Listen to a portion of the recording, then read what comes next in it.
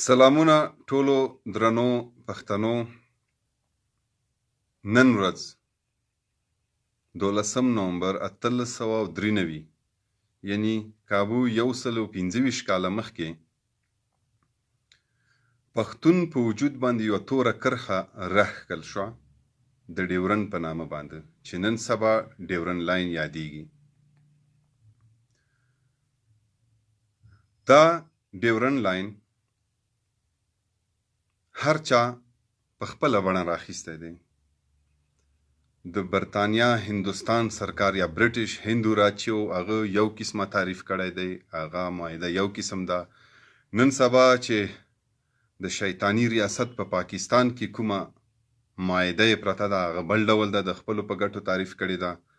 افغانستان کې ډېر محققینو څېړنې په کړي دي، پوهان صاحب کاکړ او نورو داسې هغو یو بل ډول راخیستي او هغو هیڅ دا رد کړي چې امیر عبدالرحمن دا هیڅ معاهده کړې نه ده. په هر صورت معاهده شوې نه ده شوې، دا ډېر یو پیچلې موضوع ده او پښتون اوس په هغه حالت کې نه ده چې ډیورن باندې څېړنې وکړي. 125 کاله مخکې د پښتون په وجود باندې دا لیکه راښکل شوه، پښتون یې دوه تقسیمه کړ. نه پښتون نه پکې پوښتنه شوې، نه پکې ریفرنډم شوی چې دا اوس خلک وایي چې ریفرنډم دی وشي چې لر او بر پښتانه سره یو ځای کېږي که نه. نو د سید عالم مشر سید عالم مسعود خبره چې آیا چې کله ستا دا ډیورن کرښه راښکله تا زما سره ریفرنډم کړی چې پاکستان دې جوړول او زه دې په یو بل ملک باندې ورسپارلم، تا ریفرنډم کړی و؟ که چیرې په هغه وخت کې ریفرنډمونه شوي دي خو اوس به یې وکړو، خو خیر راځو د دې وجود حقیقي دی نه دی حقیقي دا به سره پرېږدو. په دې باندې به راشو چې آیا انګریز حکومت تا په هغه وخت کې ریفرنډم کړی و که نه؟ پاکستان ته هم دا خبره راجع ده. انګریز حکومت میراثخور خو پاکستان دی چې پښتون په وجود باندې کرښه راښکله چې برټش هندوستان جوړېده او د افغانستان نیمه برخه د پاکستان برخه ګرځېدله او د ریفرنډم واده هم شوی وه. انګریز په هغه وخت کې ریفرنډم کړی و؟ نه و کړی. خیر موږ به ورسره ریفرنډم هم وکړو. انګریز او د هغه میراثخواره 125 کاله دلته کار کړی زما په ولس باندې.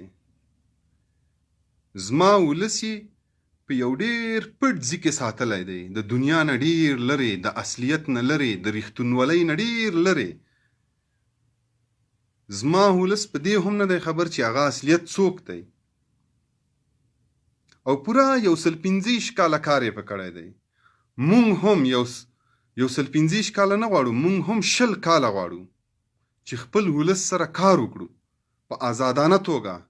نړیوال مبصرین دې راشي په ټوله پښتونخوا او په قبایلي سیمو کې دې پاتې شي.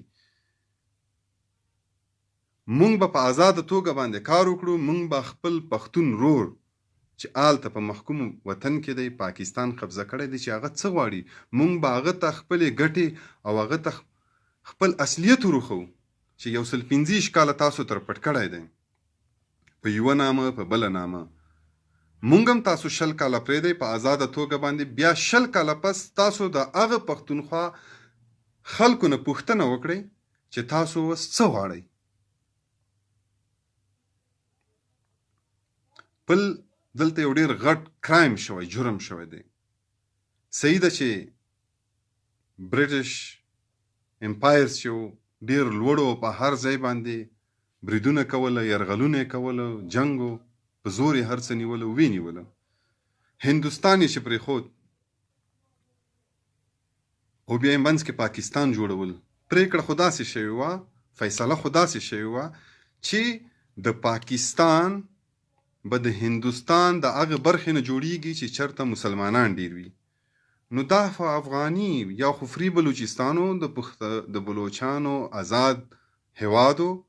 صحیح ده چې افغانستان سره په تعهد کې یو ځای ورسره ورور هیوادو، بل چې د افغانستان نیمه برخه وه دا یې په کوم قانون باندې پاکستان ته ورکړه او دې ځای خلکو نه پوښتنه ونه شوه چې آیا تاسو څه غواړئ، آیا موږ حق نه لرل؟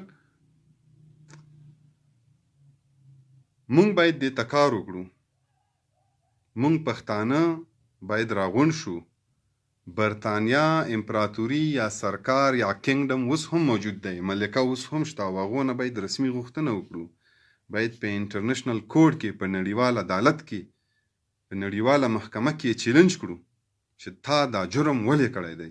مونږ پښتانه څه غواړو؟ افغانستان سره یو کېږو، آزاد پښتونستان غواړو، هر څه چې غواړو هغه وروسته خبره ده. اول تا دا جرم ولې کړی دی؟ ها، ځینې پښتانه په دې نوي خبر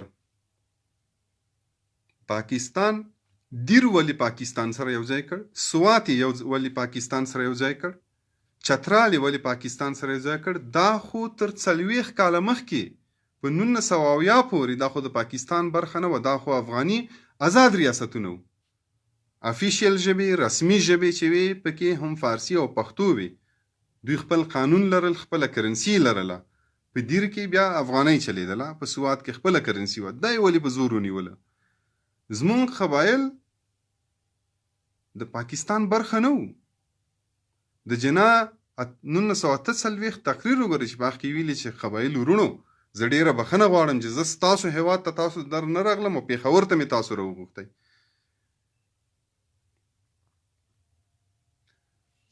په هر صورت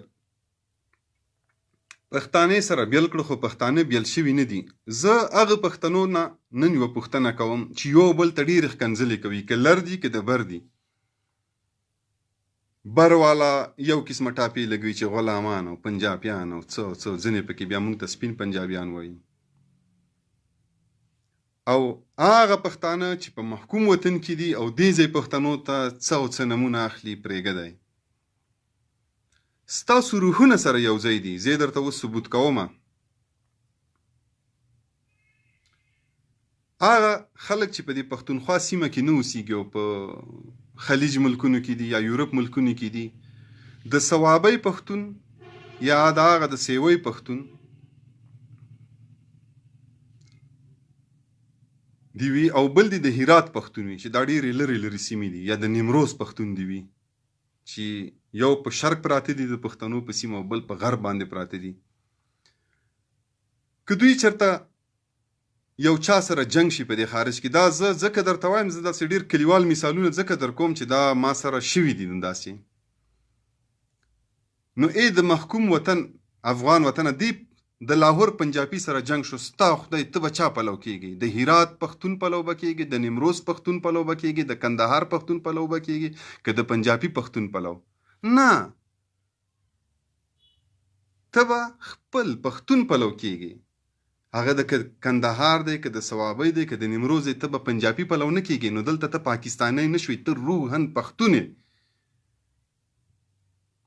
تاسو روحن سره یو ځای یاست، یو بل ته ښکنځل کوئ سره. لږ سوچ وکړئ، لږ فکر وکړئ. همداسې د دې ځای پښتون واخله،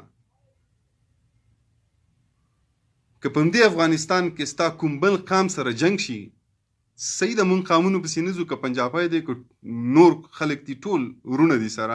خو دلته ستا یو بل فارسي ژبې سره، بلې ژبې سره جنگ شو، دا پښتون به ستا ننګه کوي. دا به نه ګوري چې ته د پېښورې، صوابۍ، د کوټې، د ژوبې، د کوم ځای، ځکه چې ستاسو روحن سره یو ځای. هسې یو بل ته ښکنځلو باندې وخت مه ضایع کوئ. په همدې لاهور کې دی چې جنگ شي، د صوابۍ پښتونه، د مردان پښتونه، تاسو ته وایم د پېښور پښتونه، دلته د پکتیا پښتون دی یا د هر ځای پښتون دی، د جلال آباد پښتون دی، د کونړ دی، د هر ځای دی. او په دې پنجاب کې یو پنجابي سره جنگ شو، ته به چا پلو ودرېږې؟ ته به همدې خپل پښتون پلو ودرېږې، ځکه چې ستا ضمیر به یې نه مني. بل یو مثال در کوم چې تاسو څنګه سره یو شئ او یو یې سره. د 125 کاله دغه بیلتون تاسو سره بیل نه کړئ، خو تاسو بیا هم روحن سره یو یې. ستاسو کې یو پټ حس شته چې تاسو هڅوي چې تاسو یو یې سره. کله چې په کابل کې یو داسې کار کیږي چې غیر اخلاقی وي، اکثر خدا خو دروغ او پروپاګاندا ده چې پاکستان شیطانی ریاست یې کوي یا یې فوجیان کوي، خو چې دلته یو غیر اخلاقی کار شوی، ستا وینې جوش په مردان کې کوي، په سوات کې کوي، په کوټه کې ستا وینه په جوش راشي، په سیوۍ کې، په په ژوب کې په ژوب په کلو په بانډو کې په کره کې ستا وینه په جوش راشي. ولې؟ خو چې هماغه بد کار په پنجاب کې کیږي، په سند کې کیږي، ستا وینه په جوش بیا نه راځي. او اکثر دې ځای پښتانه تاسو ته پیغور هم درکوي، خو په دې لاجیک په دې منطق باندې دوی نه دي خبر. هغه ځکه چې هغه ته پردي ګڼي او دلته دا خپل ګڼي. خدای نخواسته که څوک وایي چې دین ته سپکاوی وشو او پلاني قام په کابل کې کړی، ستاسو وینه هلته جوش کوي، په غیرت کې راشي، او دا څنګه شوي؟ که دروغ هم وي، خو په پنجاب کې خلک د نبوت دعوې کوي. تاسو وایي چې کوي دي، مونږ څه کوو؟ سټیج شوګانې کېږي، وایي کوي دي، مونږ څه کوو؟ پنجابیان مونږ څه کوو؟ ځکه چې ستاسو روحن هغه خپل نه ګڼئ. او دلته تاسو ته قینه ځکه درځي، تاسو په غوسه شئ، ستاسو په احساساتو په جذباتو کې راشي، ځکه چې ستاسو دا خپل ګڼئ. یو بل ته کنځلې مه کوئ. او بیا هم مونږ که لږ هم یو، خو په دې پوهیږو چې د پښتون یووالی ډیر مهم دی. او دې دا معنی نه ده چې ډیر څه غواړي. د مکې منافقین هم ډیرو او اصحاب کرام ډیر لږو، یو څو په شمار شمرلي، 8 9 دغسې شروع کړه. اول خو 3 4 ده محمد صلی الله علیه و آله وسلم سره. خو دې دا معنی نه ده چې ډیر چې دی هغه منافقت غواړي نو موږ به منافقت ته ملا کیږدو. لر او بر ناپوهه دي. او دې دا معنی نه ده چې موږ دا لږکي به د یووالي مبارزه پرېږدو.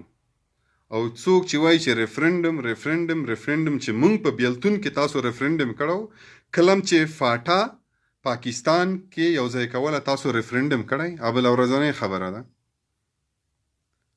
40 کاله مخکې 1900 خواوشا دیر چترال سوات چې ستا خپله برخه ګرځوله، په زور دې وګرځوله، تا ریفرنډم کړی نه دی وکړی. خو موږ در سره ریفرنډم هم کوو. دلته د نړیوال راشي، غیر جانبدار ملکونه دې راشي، پښتنو په منځ کې دې کېنئ. زمونږ څومره د پښتنو غمخاره چې دي، دا خپل پښتانه خو ورته څه نمونه ورکوي ورته. مونږ به په هر پښتون په کور باندې وګرځو، پښتون به خپل اصلیت نه خبر کړو، پښتون ته به خپل ګټه او تاوان وښو، د تیر وختو جریان به ورته تیر کړو، کیسه به ورته تیر کړو چې څه در سره شوي دي. بیا 20 کاله پس په ریفرنډم وکړو، کیدای شي دغه ټول پښتانه پاکستان وغواړي، بیا به مونږ خیر پاکستان جوړ کړو، پروا نه کوي. خو که چرته یووالی غوښته، بیا به دغه یووالي ضمانت هم دوی ورکوي او انشاءالله یووالی به غواړي. او دې دا معنی هم نه ده چې 20 کالې مونږ ته وخت راکړو، مونږ ریفرنډم وکړ او ډیرو پښتنو پکې خوښه نه کړله. دې دا معنی نه ده چې ریفرنډم اختتام شو د تل لپاره. نه، 15 کاله پس مونږ بیا ریفرنډم کوو. دا د ریفرنډم اصول دي. دلته خلکو د ریفرنډم نوم اورېدلی دی، د ریفرنډم د اصولو نه خبر نه دي. انشاءالله هڅې به جاري ساتو. زه بیا هم یو ځل هغه ټولو پښتنو څخه خواست کوم، زه نور هغه نمونه مې پرېښي دي، هېڅ یادوم نه، او نورو ته هم خواست کوم چې نمونه دې پرېږدي. خانان چې پکې راتله هغه نمونه دا اوس هم زه په خوله نه راخلم. پښتنو یووالي دپاره کار وکئ، ښکنځلې پرېږدئ. کیدای شي زمونږ په سمه لار نه یو، تاسو هم پوه کړئ. ښکنځلې به نه کړو، یو بل سره به دلیل وایو، یو بل به پوه کوو. هغه که د لر پښتانه دي که بر پښتانه دي، سوال ورته کوم، یو بل ته کنځلې مه کوئ. نن د 12 نومبر دی، 125 کاله وشو چې زمونږ باندې دا د بیلوالي کرښه راښکل شوې ده. نن نه پس یو بل ته سوال درته کوو، ښکنځلې مه کوئ، په دلیل باندې یو بل سره خبره کوئ. په ښکنځلو باندې هیڅ نه کیږي، نه تشته کیږي، نه زه له منځه ځم، نه په زنده‌باد باندې څوک زنده‌باد کیږي، دا د مشر محمود خان چکزي خبره، او نه په مردآباد څوک مردآباد کیږي. راځئ چې یو بل سره کینو، دا ستونزې سره بیان کړو. زما ستاسو ته کومه خبره چې وکړه، په دې باندې سوچ وکړئ. دا ستاسو شپږم حس چې په کابل کې د افغانستان کې په هر ځای کې چې یو غیر اخلاقی کار هسې اوازه خورا شي حقیقت کې شوی هم نه وي ستاسو وینه ولې په جوش راځي دا امریکا چې دلته راله ستاسو وینه په جوش راله باید هرمرا هم شي زموږ وطن باندې یو څوک راتلل خو همدې پاکستان همدې پنجابي اډې ورکړې وې هلته دی هیڅ کار نه کاوه هیڅ یې په کیسه کې نه وي ویلي وي دي ورسره زه څه کوم پنجابی دی هغه وجه هم دا وه چې تا هغه خپل نه ګڼي او دا خپل ګڼي خو ستا شعور را بیداره کول پکار دي دا ویده دی او دا را بیداره که دا به تاسو په خپله را بیداره کوئ او دې ځای پښتانه دي هم مونږ ته د غلامۍ پیغورونه نه راکوي مونږ ټول غلامان یو لر او بر نن سبا په وخت کې غلام دی بې ځای پیغورونه به پرېږدو دا بې ځای نمونه به پرېږدو یو بل سره به دلیل وایو ښکنځلې به نه کوو که بیا هم چا ښکنځلې کولې مهرباني وکړئ تاسو ښکنځلو ځواب په ښکنځلو کې مه ورکوئ پرېږده کوي دی نن سبا ډېرو خلکو پښتو زده دی او پښتو وایي کېدی شي هغه پښتون نه وي اوس خو دا مجازي نړۍ ده ویرچوال ورلډ دی ویرچوال دنیا ده ویرچوال هر څه دي څه پوهېږو چې دا څوک چې ناست دی او کنځلې لیکي دا څوک دی کېدی شي هغه پښتون نه وي ما خپله د دې شی نه توبه کړه نور پیغورونه نه ورکوم اصلاح دپاره کار وکئ او انشاءالله 125 کالې شوي او دا هوډ ځان سره وکړو چې 125 کالې نور هم شوي دا بیلتون کرښې به د منځه نړوو او خپل ناپوهه رونه به په دې باندې پوهې کوو که لر دی او که بر دی لر د ډېر ځان ته مغروره کېږي نه تاسو کې هم ډېرې کمزورۍ شته دی ډېر پیغورونه ورکوئ یو بل ته به پیغورونه نه ورکوو او په دلیل باندې به وایي چې بیا هم څوک ښکنځلې کوي نوشي جان کوي دی ډېره مننه او ټول پښتانه دی دغسې ځینې نقطې ولټوي چې زموږ د یووالي دپاره دي زموږ یووالی پکې نغښتی دی که هغه ثقافتي یا کلتوري اړخ لري که دیني اړخ لري یا د ژبنی اړخ دی یا داسې احساسات دي پښتني احساسات دي دا ولټوئ یو بل سره شریک کړئ لایو راشئ وی لیکئ که څوک یې لیکلی نه شي لایو راشئ او نور د یووالي دپاره کار وکړئ ډېره مننه خدای په امان